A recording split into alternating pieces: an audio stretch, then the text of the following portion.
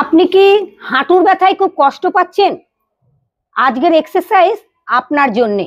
একটা চেয়ারে বসবেন, চেয়ারে এইভাবে হেলান দিয়ে নেবেন, শ্বাস নিতে নিতে পাকে দেয়ালে রাখুন, দুটো হাত থায়ের তলায় রাখুন।